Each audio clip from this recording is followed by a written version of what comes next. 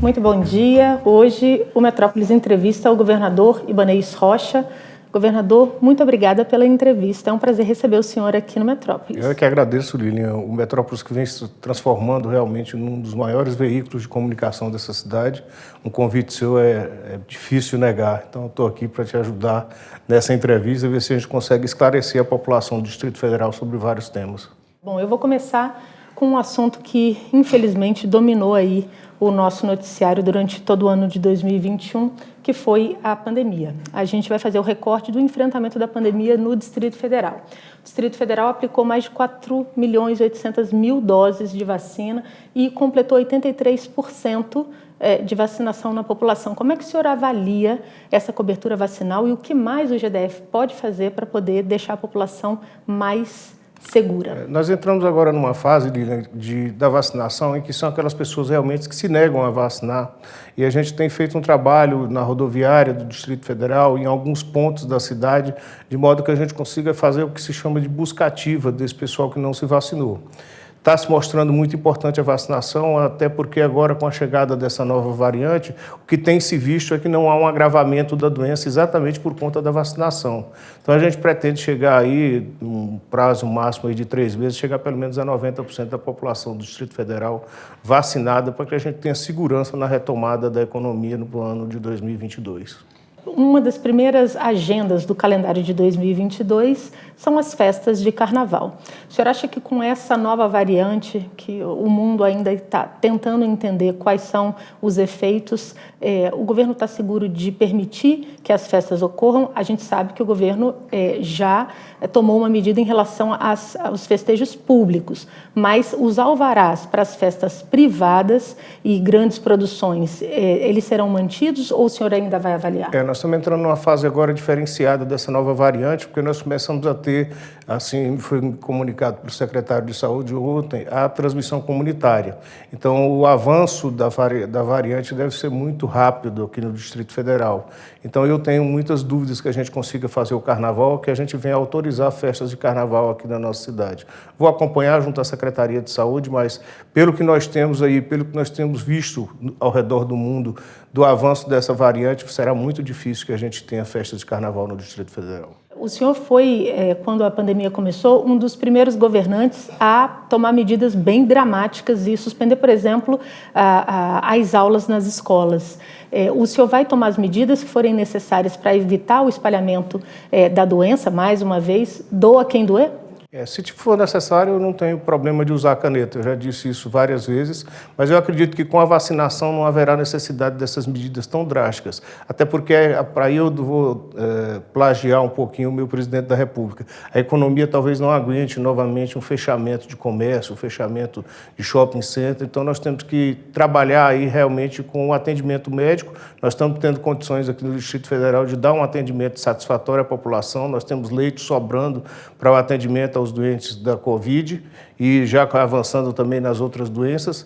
E nós esperamos que com a vacinação, e é por isso que a gente insiste, a vacinação é a única saída que nós temos para poder manter o nível de economia, o nível de trabalho, o nível de tranquilidade que nós precisamos. Quando o senhor fala na busca ativa, governador, quais são as medidas, pontualmente, que o governo vai tomar para poder conseguir resgatar essas pessoas que se negam à vacinação? Nós estamos trabalhando aí, para quem tomou a primeira dose, a gente está buscando entrar em contato para que venha tomar a segunda dose.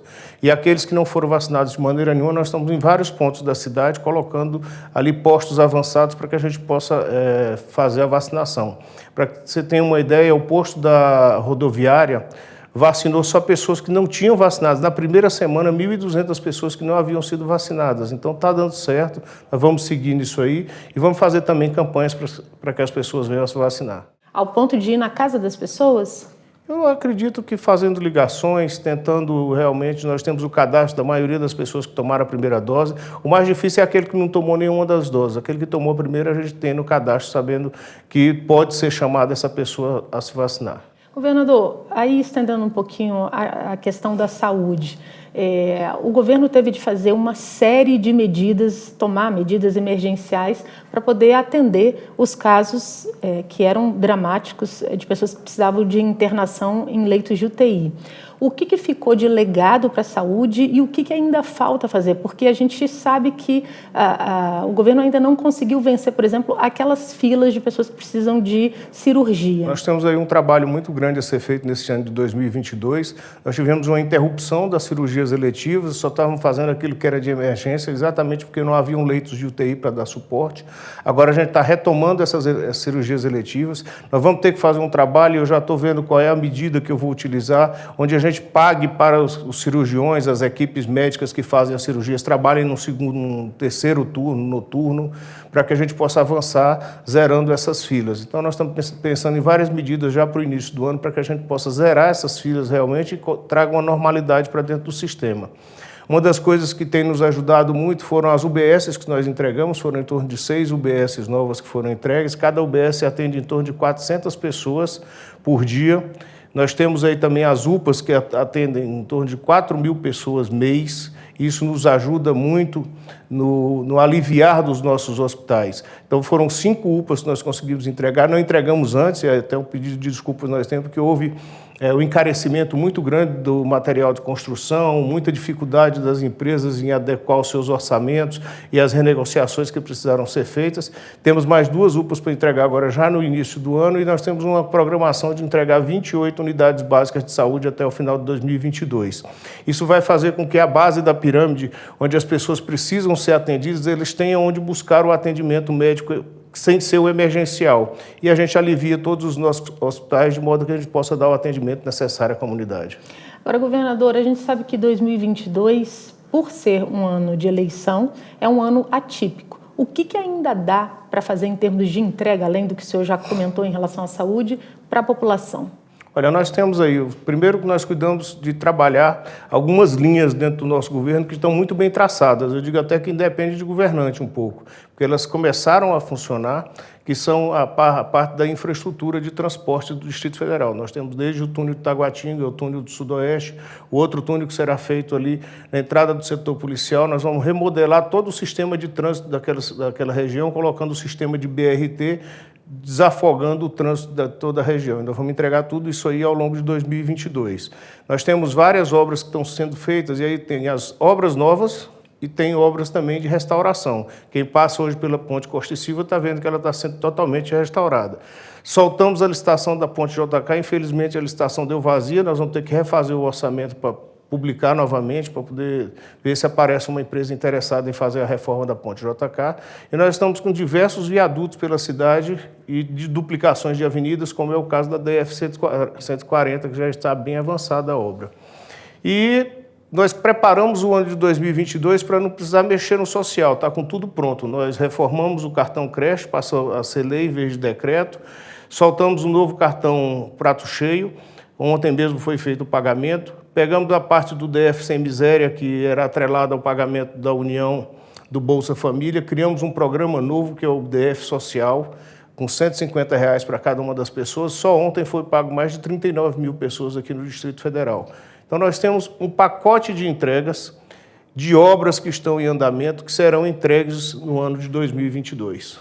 Essas obras que o senhor colocou, eu queria voltar só num ponto, que é curioso. O senhor disse que abriu uma licitação ali para a reforma da terceira ponte, mas que não apareceu nenhuma empresa interessada. Por que isso acontece? Isso acontece porque nós estamos vivendo um momento de instabilidade da economia. Então, você pegar toda a parte de aço, subiu muito de preço, mão de obra subiu bastante de preço também. Tem vários insumos que tiveram uma alta muito grande. É difícil para quem está do lado de cá fazendo a licitação estimar esses preços de uma forma adequada. Então, muitas vezes você faz a licitação e ela dá deserta. A gente refaz o orçamento, publica até a hora que apareça uma empresa que consiga fazer. Governador, começou aí o período das chuvas e, historicamente, aqui nos últimos anos, a gente via imagens terríveis de Vicente Pires debaixo d'água. Era muito triste. O que foi feito? O que o senhor pode dar aí, fazer um balanço para a gente, porque a situação mudou. E, certamente, isso tem a ver com as obras recentes que foram feitas e que ainda estão em andamento. Lilian, a Vicente Pires, quando nós assumimos, eu me lembro muito bem daquele janeiro de 2019, era uma cidade que estava totalmente debaixo de água e de lama, carros sendo sugados, e a população já se manifestando. E aí a pergunta que os secretários me fizeram é o que eles iam fazer diante daquela situação. Eu digo, a primeira coisa que vocês vão fazer é o seguinte, pegar os carrinhos de vocês e vão para lá, cuidar de criar um gabinete de crise para tirar a população desse sofrimento e mostrar a cara do governo e dizer que nós vamos fazer. E aí nós passamos lá, refizemos todos os contratos, investimos mais de 400 milhões de reais na Vicente Pires e com isso a situação não está terminada, está faltando um pouquinho para terminar, em torno de uns 4 a 5 quilômetros de asfalto é que faltam para terminar, mas a gente conclui agora no início do ano. A cidade hoje é outra, os imóveis se valorizaram, as pessoas estão vivendo felizes todas as vezes, e eu gosto da Vicente Pires, é a feira que eu frequento, é a feira da Vicente Pires. Então você vê que transformou o astral da cidade, transformou numa cidade realmente. Isso tudo nos deixa muito alegres porque você pegar uma situação quase de incapacidade naquele momento em que nós assumimos e você chegar a uma situação de reconhecimento. Todos os comerciantes, os moradores, eles sabem o que foi feito e sabem que podem contar com o governo do Distrito Federal. Tem uma coisa, Lilian, que eu não falei e eu faço questão de lembrar, porque é uma coisa que me orgulha muito. É o Hospital Oncológico do Distrito Federal. É uma obra que vai custar em torno de 300 milhões de reais, mas que vai atender não só o Distrito Federal, como toda a nossa região aqui. É um hospital completo, está sendo construído já. E isso me dá um orgulho muito grande, porque a Caixa Econômica Federal tinha interrompido os prazos, já não queria mais saber dos projetos e disse que não liberava mais o dinheiro. E nós fomos à Justiça, conseguimos um liminar, conseguimos o julgamento no mérito do processo e hoje está lá funcionando e vai ajudar muita gente. A gente está falando de investimento de quanto? Mais de 300 milhões de reais que vai ser investido nesse hospital oncológico, que já está sendo construído. E eu dei o nome dele para honrar, e eu acho que foi merecido, dei o nome de Jofran Frejá. A família esteve lá no dia do início das obras e gostou muito da homenagem que foi feita. E com certeza, eu acho que no prazo aí de 1 ano e meio, 2 anos, nós vamos ter um hospital oncológico funcionando aqui no Distrito Federal.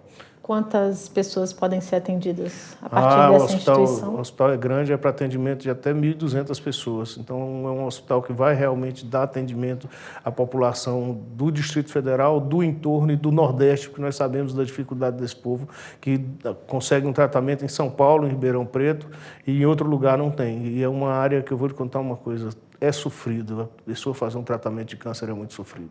A gente falou de Vicente Pires, agora tem uma outra região do Distrito Federal que tem quase 300 mil pessoas, é muito carente e também sofre muito com falta ainda de infraestrutura. Eu estou falando do pôr do sol e sol nascente. O que está previsto ali para melhoria? O que já foi feito e o que está previsto? Tudo o que foi feito em Vicente Pires vai ser feito agora a partir de 2022 no sol nascente e no pôr do sol.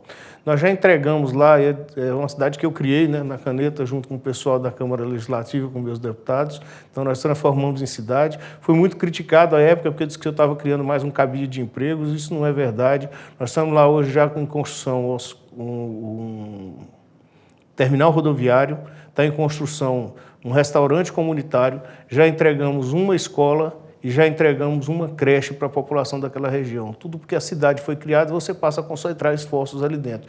Então nós vamos agora com toda a turma da Secretaria de Obras, com toda a turma do DR, partir para dentro do Sol Nascente e vamos fazer ali uma belíssima obra para que o pessoal dali, que é um pessoal carente, tem necessidade. Ela já chegou a ser chamada da maior favela a céu aberto do Brasil, da América Latina. Só que agora nós vamos tirar esse estigma de favela e vamos transformar numa cidade para que todo mundo receba seus documentos, suas escrituras e possa morar em paz. Agora tem um outro lugar que estava esquecido aqui também de nós todos, porque essas intervenções são tantas coisas que a gente vai esquecendo. Eu vou começar a anotar, pedir o pessoal da comunicação para me dar um media training para lembrar de tudo. É a Avenida Hélio Prates, é uma das avenidas mais importantes dessa cidade, está totalmente reformulada, nós estamos com as obras lá dentro e vamos fazer o corredor de ônibus, já estamos fazendo a desapropriação dos 2 postos de gasolina que existem ali, vai ser feito um corredor de ônibus, todos os comércios terão calçadas, é uma nova W3 que está sendo criada lá dentro, então é uma área de grande valorização, que tem um comércio muito forte, e que nós vamos retomar toda essa pujança da Avenida Hélio Prates, fazendo ela toda desde Taguatinga até a entrada do Sol Nascente. Fica pronto ainda em 2022? Está rápido lá. Eu estive lá ontem anteontem e as obras estão andando com muita rapidez. São obras mais simples de se fazer, eles quebram, fazem a calçada, fazem os estacionamentos, já vão fazendo o gramado e vão passando para frente. Então já tem uma boa parte daquilo que dá para ser visto. E certamente vai valorizar muito aquela região e a população vai ficar muito satisfeita.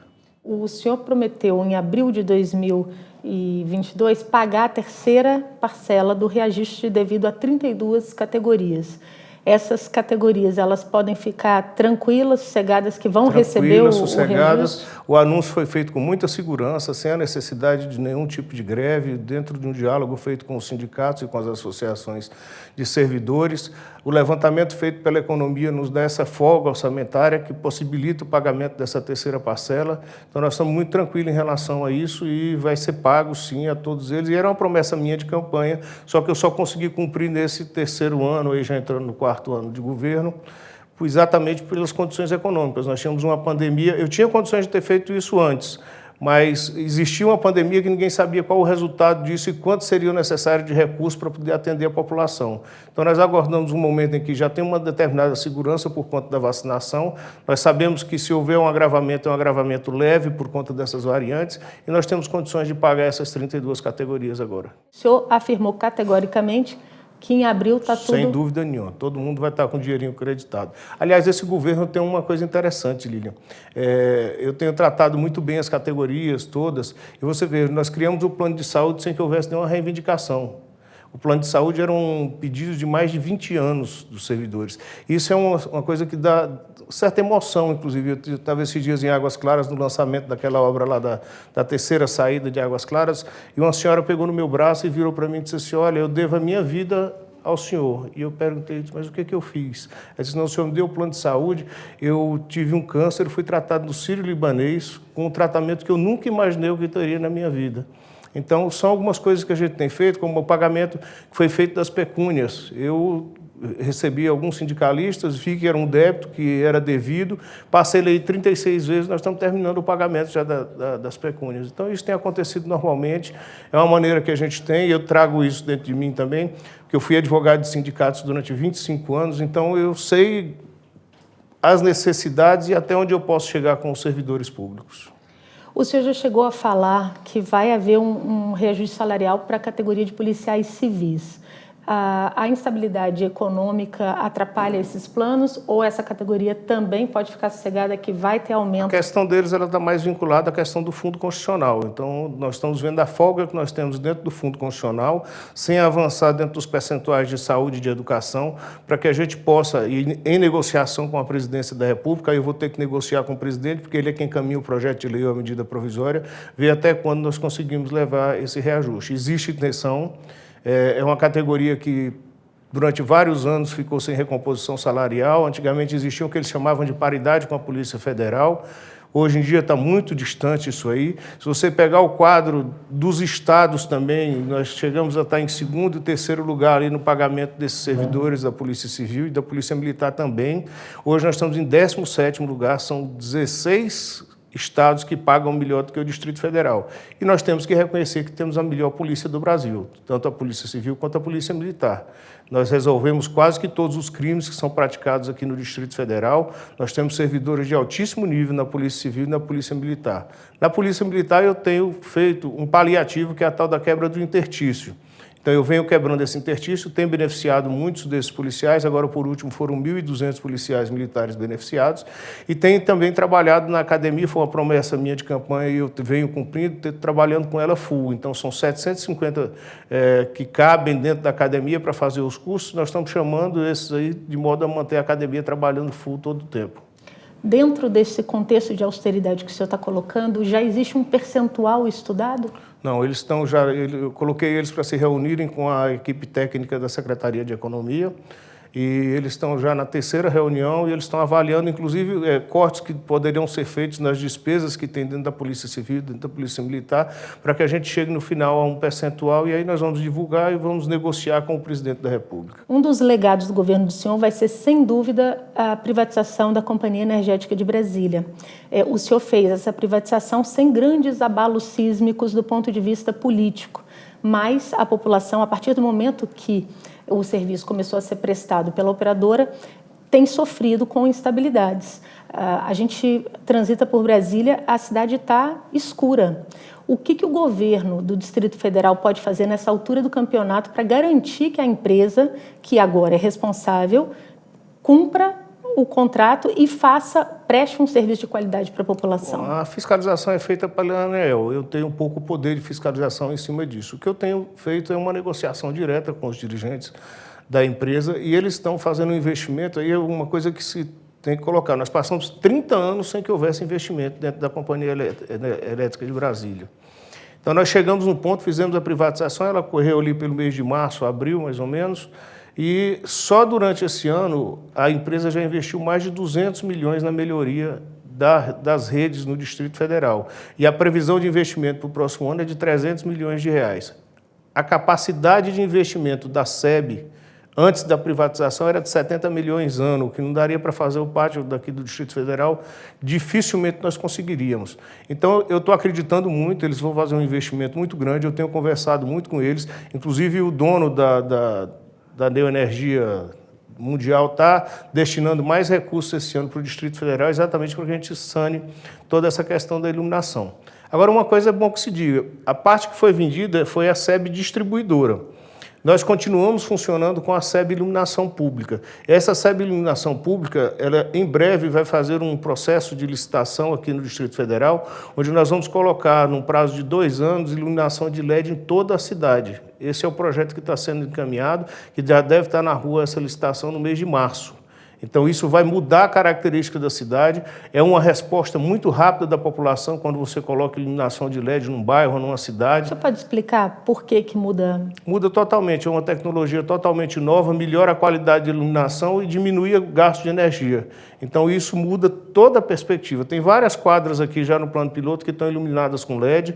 O Cruzeiro é a primeira cidade que está totalmente iluminada com LED e tem várias outras cidades que nós estamos fazendo isso. Agora, a intenção agora é trazer o investidor privado para que a gente consiga fazer em toda a cidade o mais rápido possível. Isso começa a partir de março desse ano. Bom, no ano de eleição, quem vai se candidatar precisa estar fora do governo um período antes das eleições, a partir de abril. Como é que o GDF vai se programar? Como é que o senhor está se programando? Porque tem alguns secretários do senhor que certamente vão se candidatar. Qual é aí o planejamento para não deixar a cidade parada? Olha, nós trabalhamos muito esses últimos 3 meses, principalmente, com várias reuniões com todos os secretários, para saber aqueles que pretendem sair para candidaturas, e nós estamos organizando as pastas de modo a que ela continue a fluir com o Executivo, que já conhece o que está acontecendo, ou, se houver necessidade, fazer algumas trocas. Mas por enquanto, eu estou tranquilo em relação aos que vão se candidatar, que são poucos, graças a Deus. O senhor tem ideia de quantos secretários vão se candidatar? Entre 5 ou 6, pelo que eu tenho conversado, não serão mais que esses. O senhor já declarou que é candidato... Sou candidato à reeleição. À reeleição. Quem vai junto com o senhor como vice? Olha, eu não decidi essa questão do vice. Nós temos uma composição de partidos aqui dentro do Distrito Federal que trabalha com o PP, os republicanos, nós temos, além do MDB, é claro, nós temos o Avante, que são em torno de 6 partidos que estão em torno da nossa candidatura.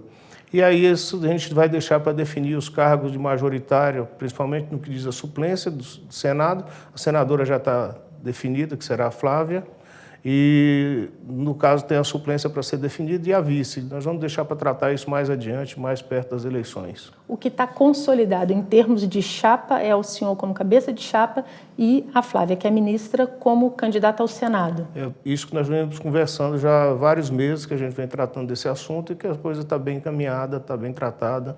É a vontade dela de ser senadora e eu acho que ela tem todas as condições de se eleger para o Senado. Queria saber qual é o candidato que o senhor espera enfrentar em 2022. Olha, eu sempre digo o seguinte, quem quer ganhar a eleição não pode escolher adversário. Então, para mim, o que vier está no ponto. Eu vou enfrentar qualquer um que vier. Acho só que nós vamos ter um pouco menos de polarização entre esquerda e direita. Pelo menos é o que se mostra. Nós não vamos ter a reprodução do que tem no cenário nacional aqui no Distrito Federal. Até porque os partidos de esquerda aqui, eles estão ainda na procura de um candidato, né? Acho que eu só ouvi falar da Rosilene do Simpro, e aí os outros ainda não apareceram, pelo menos não colocaram a cara ainda para a população ver. Mas para mim, qualquer um que vier, tá bom. Um dos candidatos que tem sido aventado aí nos bastidores das eleições do Distrito Federal é o senador Regufe. O senhor acha que existe a possibilidade de ele não ser um oponente ao senhor, mas está do lado do senhor nessas eleições? Olha, eu converso com o Regufe, assim como vários dos nossos companheiros de escalada aí, os nossos jornalistas, pessoal da imprensa. Ele é uma pessoa que a gente tem um trato, tem uma conversa muito boa com ele. Agora, eu não vi ainda a disposição dele de se candidatar. Mas, se for um candidato, é um candidato que tem história no Distrito Federal, galgou todos os cargos, foi deputado distrital, deputado federal, senador da República, certamente estará qualificado para o embate. E o senhor vai oferecer palanque para o presidente Bolsonaro? Olha, eu não posso negar que os partidos que estão na minha base são exatamente os partidos que apoiam o presidente da República. Eu, por enquanto, estou numa situação, digamos assim, cômoda, porque o meu partido lançou uma candidata que é a Simone Tebet. Então, pelo menos no primeiro turno, até por uma questão de fidelidade partidária, eu teria que apoiá-la.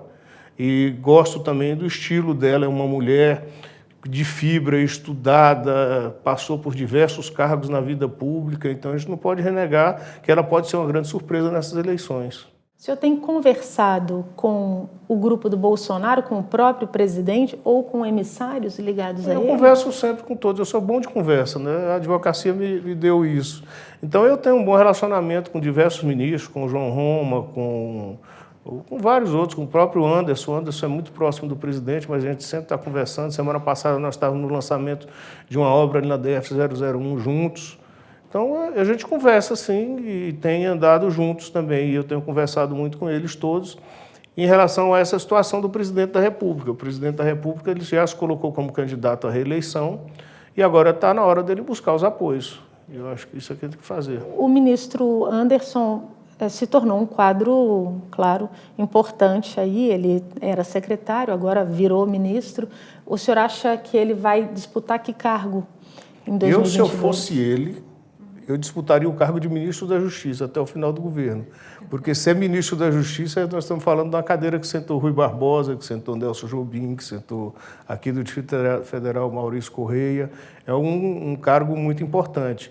Mas ele tem qualificação para disputar o cargo que ele entender que deve e é uma pessoa que eu tenho muito apreço. O senhor está citando, por exemplo, o doutor Maurício, que foi ministro também. Ministro da Justiça. Ministro da Justiça e acabou ministro do Supremo. O senhor acha que... É um cargo muito importante na estrutura do Estado brasileiro, onde você tem contato com todos os ministros do STJ, do Supremo Tribunal Federal, todos os desembargadores que estão galgando algum cargo, são 75 indicações que o presidente vai fazer durante esse ano de 2020, todos têm que passar pela mesa do ministro Anderson. Então é um cargo de suma importância dentro da estrutura governamental e até para dar estabilidade ao presidente da República seria importante que o ministro Anderson permanecesse no cargo. Mas é o que eu digo, se resolver ser candidato, eu só quero que ele esteja do meu lado. Por falar aí nessa questão da justiça, uma das principais bandeiras do senhor no início do governo foi a transferência de líderes de facções criminosas para outras unidades da federação. No final das contas... Eu estou trazendo mais. Eu fiz o que era possível, entendeu? Não era só uma bandeira que eu discutia, como eu judicializei a matéria e perdi. Então eu sou daqueles que decisão judicial se cumpre. Eu entrei com a ação no Supremo Tribunal Federal, o ministro Barroso votou contra a transferência desses presos, e agora eu tenho que cumprir, não tenho o que fazer. E foi em função desse tema, inclusive, que na época o senhor teve uma indisposição com o então ministro Sérgio Moro. O senhor falou com ele depois daquele episódio, nunca mais esteve com ele, nunca mais teve nenhum... Eu falei com ele umas 2 ou 3 vezes, mas o meu problema com o ministro Moro é outro. Ele já vem desde a minha época de OAB, quando eu fui dirigente de ordem, quando eu fui corregedor nacional da ordem, com as representações que eu recebia. E as representações dos advogados contavam tudo aquilo que o Supremo veio confirmar agora, da maneira como ele tratava os processos. Então, para mim, o ciclo fechou. Tudo aquilo que eu sempre disse do ministro Moro, que ele não entendia nada de segurança pública e que ele entendia só de combate à corrupção, até de combate à corrupção agora ficou demonstrado que ele não entende muito, porque o Supremo anulou todas as decisões dele. E essa disposição dele de se tornar candidato, como é que o senhor avalia? Eu acho que quando ele saiu da magistratura e assumiu um cargo político, ele já deixou claro que tinha intenções de ser candidato. Eu não vejo com nenhuma novidade. Só que eu digo o seguinte, aí é a avaliação minha, tá certo? Se fosse em 2018, ele seria o presidente da República, porque a pauta era essa. Hoje a pauta não é mais essa. Então ele vai ficar girando entre os 12%, podendo chegar até 15%, mas não tem nenhuma chance no cenário nacional. O senhor acha, a gente está falando aqui das eleições no Distrito Federal, e a característica da eleição para presidente da República pode ser um pouquinho diferente, pode haver voltar uma polarização aí entre Lula e Bolsonaro. O senhor acredita que uma terceira via tem chances reais de tirar um desses dois polos do segundo turno? Pelo que se tem de pesquisas hoje, eu acompanho e tenho as minhas também, é muito difícil que você saia dessa polarização. E existe também uma dificuldade muito grande de harmonia, de conversas, até porque o Brasil, além de ser bastante amplo, cada um vê a situação regional. Então eu vejo a minha situação aqui no Distrito Federal, na Bahia já é uma outra situação, porque tem o João Roma que vai ser candidato contra o ACM Neto. Então você termina, e aí todos esses partidos têm candidatos. Então você não consegue sentar na mesa para definir um candidato único como terceira via. Essa, para mim, é a grande dificuldade. Então nós não vamos conseguir fugir dessa polarização. Pelo menos é a visão que eu tenho. Se pudesse sentar na mesa todos esses que se colocam como candidatos, a Simone Tebet, o Rodrigo Pacheco e vários outros que já estão aí. O senhor, inclusive, já disse que era um bom nome, o próprio Rodrigo. Sim, eu conheço o Rodrigo Pacheco há muitos anos, desde que fomos conselheiros federais pela OAB juntos, e ele sempre frequentou a minha casa, e é uma pessoa extremamente cordata, inteligente, um advogado preparado, mas tem que sentar na mesa se quiser ter um candidato viável. O senhor já colocou aqui que, entendo um candidato do partido do senhor, o senhor vai, por uma questão de lealdade, votar e no primeiro turno apoiar esse candidato. Se o segundo turno eliminar esse candidato natural do senhor, o senhor votaria em Lula ou em Bolsonaro? Olha, eu não tenho condições de votar no PT aqui no Distrito Federal, entendeu? É muito complicado para mim, até porque o PT não faz parte da minha base de apoio. A minha base de apoio são exatamente os partidos que estão alinhados com o presidente da República. Então é muito mais fácil a gente estar com o Bolsonaro. Como é que está a relação com a Câmara Legislativa? A gente sabe que o relacionamento de governador com deputados distritais é sempre difícil e é um relacionamento perigoso. Em tempos passados, já varreu do poder, aí já abreviou mandatos de governador e vice-governador e levou gente para a cadeia. Como é que o senhor conseguiu conduzir essa relação até agora com a Câmara Legislativa? Eu acho que a minha inexperiência na política tem feito com que as coisas funcionem bem, entendeu? Eu tenho aprovado os projetos que têm sido encaminhados de interesse do governo, todos são aprovados. A discussão com os deputados tem sido muito franca, muito leal. Nós temos hoje uma base de apoio que gira entre 16 e 17 deputados, dependendo da matéria que está em julgamento, em análise.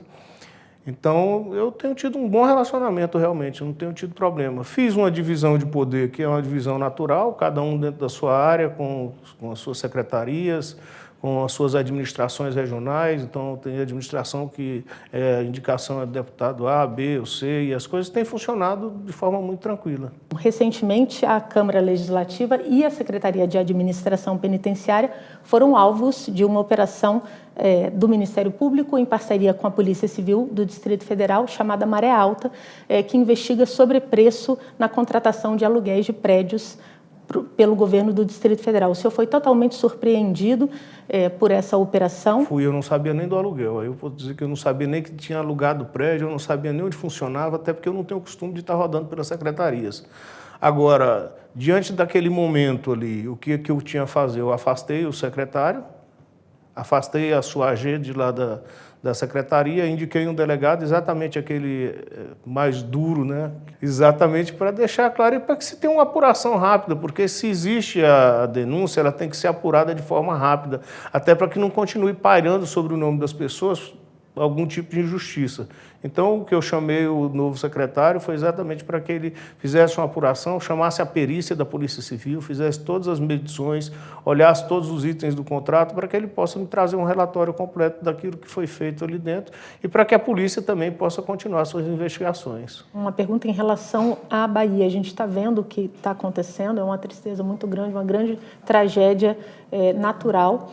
e o governo do Distrito Federal se solidarizou e mandou equipes do Corpo de Bombeiro e da Polícia Militar para auxiliar os trabalhos. O senhor tem um balanço de como é que está sendo feito esse auxílio? As equipes já se integraram ao comando do policiamento e do Corpo Bombeiro da Bahia e estão auxiliando no resgate de pessoas, na distribuição de alimentos. Aqui no Distrito Federal está sendo feito também uma coleta de alimentos e de água mineral para que seja levada a toda essa população. Eu conheço muito bem a realidade dessas regiões, que eu morei no interior do Piauí, numa região muito parecida com aquilo que nós vemos hoje na Bahia, e o que falta nessas cidades é a infraestrutura, é diferente. Aqui no Distrito Federal, com toda a reclamação que se tem, cai uma tempestade, 2 horas depois está tudo normal. Lá não, é difícil você ter o escoamento, você tem barragens que não são barragens seguras, então nós temos toda uma dificuldade que a gente fica solidário a toda essa população, mas o que falta realmente é um programa de infraestrutura para toda essa região. E a população que quiser contribuir com alimentos e roupas... Ficou a cargo da Defesa Civil fazer essa divulgação. Deve estar no site da Defesa Civil e eles saem fazendo o recolhimento desses insumos, dessas coisas que são necessárias. Vou pedir até a partir de amanhã, passado aí as festas de hoje, para que seja feita uma divulgação maior ainda e a gente consiga levar mais alimentos, água mineral principalmente.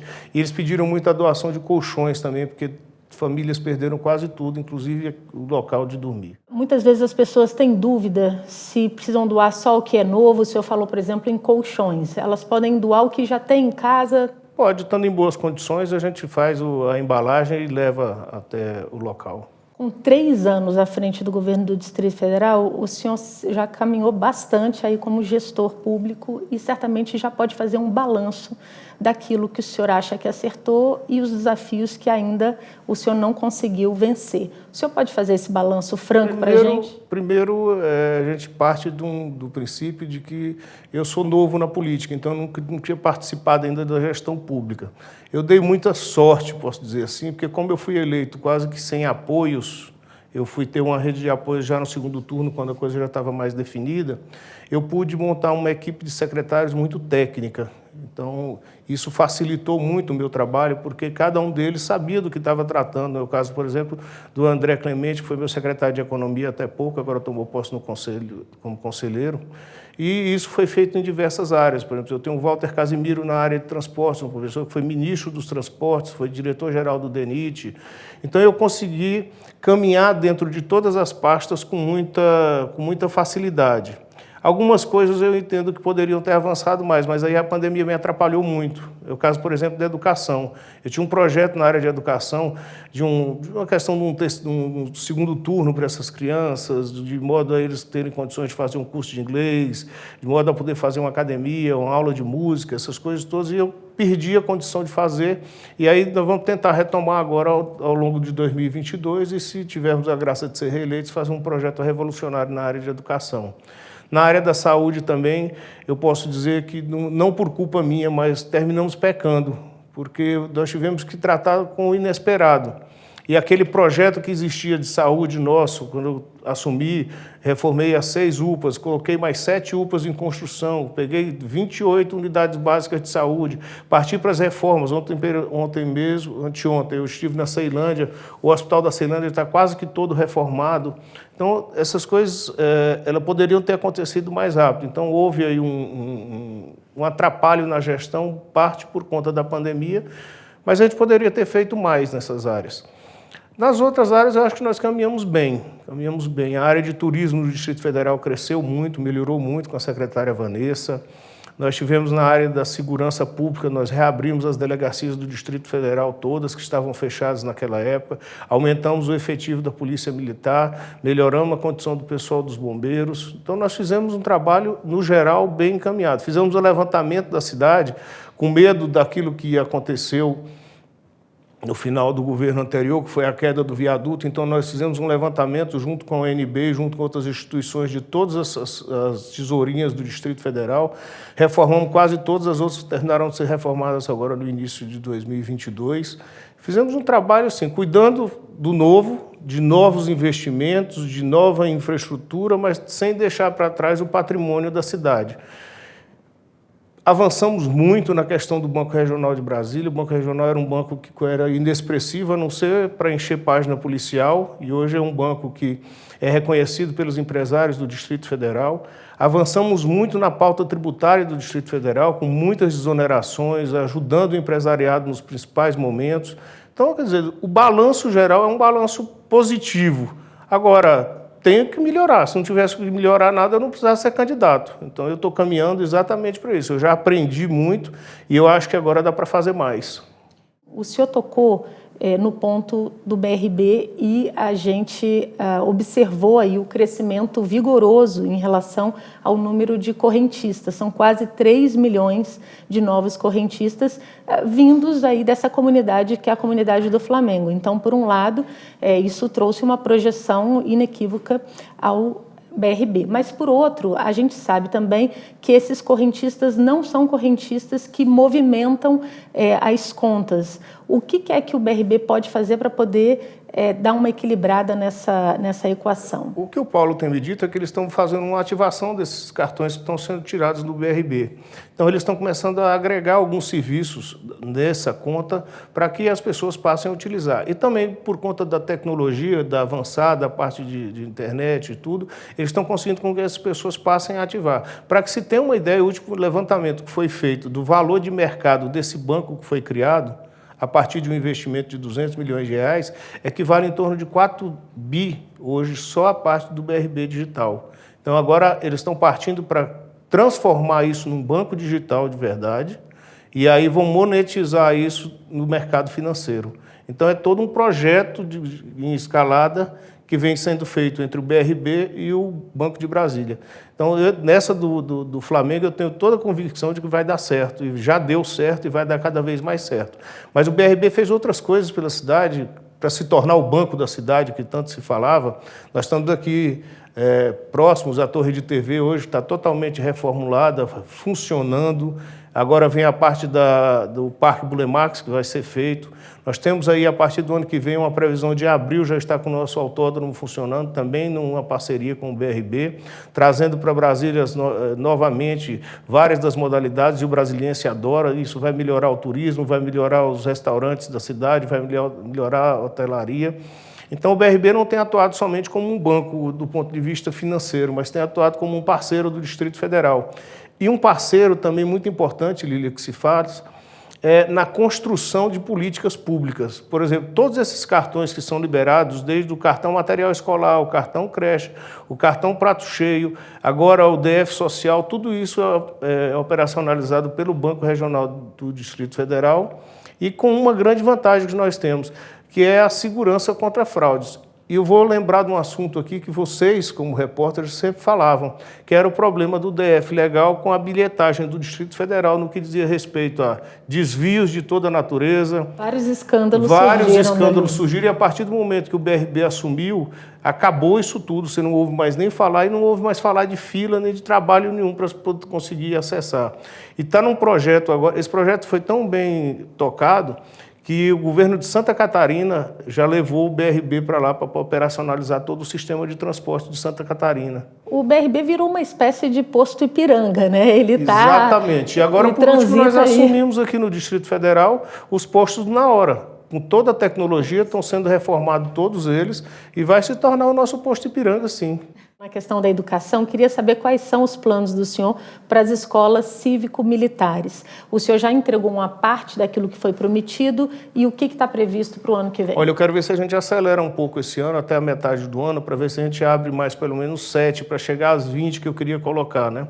Eu cheguei a falar em 40, mas eu estou apagando 2 anos do meu mandato, onde eu não pude contratar nenhum servidor por conta da Lei Complementar 173, que proibiu a contratação, criação de gratificação, e nós precisamos da criação de uma gratificação para chamar os aposentados para que venham atuar dentro dessas escolas. Então, estou esperando virar o ano agora, negociar com a Câmara Legislativa e aprovar uma legislação criando uma gratificação para que a gente possa abrir pelo menos mais 7 escolas cívico-militares esse ano. E o que essa gestão híbrida trouxe de incremento aí para a educação? Foi um modelo que o senhor avalia que foi um modelo positivo, muito melhor do que o modelo convencional? Olha, eu acredito que você tem novas experiências que possam ser, inclusive, levadas para o modelo convencional.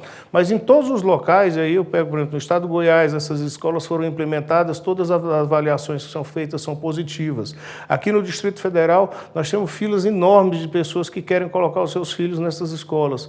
Então, é um sistema que você coloca um pouco da disciplina militar, dentro, inclusive, da gestão da escola, e você pega toda a parte da educação realmente colocadas por professores da rede pública do Distrito Federal. Então, eu acho que a gente consegue juntar um pouco disso aí e tem dado certo. Um termômetro é, sem dúvida, a procura grande e essas filas que o senhor está colocando. Mas existe, o governo aferiu, tem alguma outra forma de... Nós vamos ter que entrar agora numa forma de avaliação mais próxima, o que é permitido agora a partir do início do ano letivo. Então, eu já pedi que fosse feito um levantamento dessas escolas, índice de satisfação, as notas, no que dizem respeito aos alunos que saem para fazer provas do Enem. Então, tudo isso vai ser acompanhado agora para que a gente possa confirmar o que nós estamos vendo no dia a dia.